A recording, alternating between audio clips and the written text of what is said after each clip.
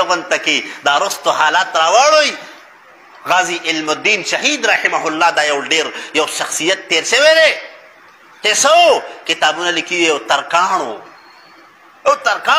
چې کله دا هغه هندو چې کم د رسول الله مبارک په شان کې ګستاخي کړې وه هغه یې کله مردار که که نه نه د دغه دور بابا فرید رحمه الله هغه چې کم نه هغه ورڅخه حوالات ته لاړ، جیلخانې ته ورڅخه لاړ چې ملاقات ورسره کوي که نه. نو شیخ دا علما کرام لیکي وایي غازی علم الدین شهید رحمه الله چې څنګه د حوالات ته مخامخ رالی که نه نو بابا فرید رحمه الله خواهش دا و چې زه د غازی علم الدین شهید رحمه الله لاس ښکل کړم.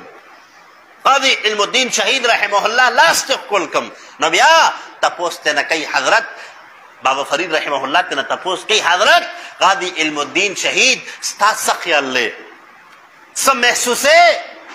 هغه ورته وي حضرت چې کله مې دغه کار کړی دی که نه وی زما په ټول ژوند کې چې زه فخر محسوسوم په دغه کار باندې محسوسوم. وی یو عام انسانم وی چې کله مې دغه هندو چې کوم نه هغه مردار کړی دی وی الله ما ته د عطایي حفظ د قرآن مجید را نصیب کړی دی. او دویم چې کوم نه هغه دا دی چې څه پیغمبر علیه صلات والسلام مې راله روزانه چې کوم نه هغه د شپې په خوب کې راځي ښه او بل د شپې په خوب کې څه کې وی پر ورځې رڼا مې چې کوم نه هغه درې ځله په ویښه مې په دې حوالات کې د دواړو جهانو د مبارک سردار دیدار او ملاقات شوی دی په ویښه.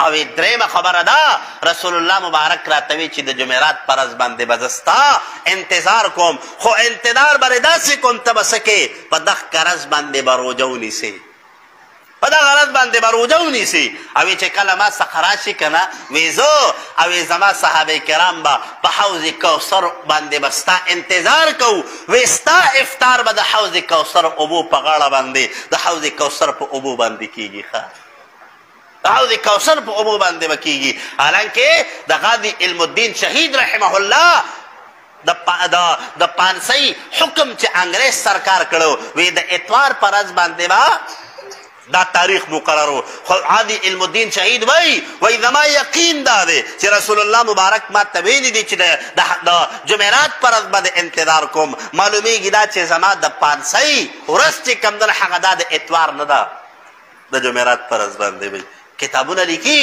وی چې د اتوار ورځ شوه که نه نو په دې پوره هندوستان کې احتجاجات انګریز سرکار راولګېدو د غازی علم الدین شهید رحمه الله دا پانسي پوسټپون کړه تر جمعرات پر ورځې پورې. په جمعرات پر ورځ باندې هغه سحر روژه ونیسله.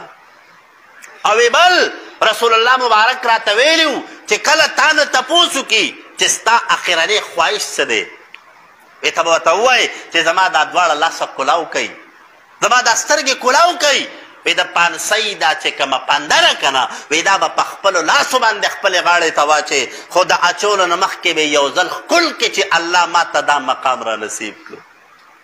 دنیا ته به پیغام ورکړي چې د خپل پیغمبر په ناموس باندې چا قرباني ورکړې ده الله دومره والا مقام ورکړی دی. رونو زمونږ ستاسو لپاره هم پکار دي چې د خپل پاک محبوب پیغمبر په ناموس باندې قرباني ورکو. الله تعالی دې موږ ته په دې لږو خبرو باندې د نیک عمل کولو توفیق را نصیب کړي. واخر دعوانا ان الحمد لله رب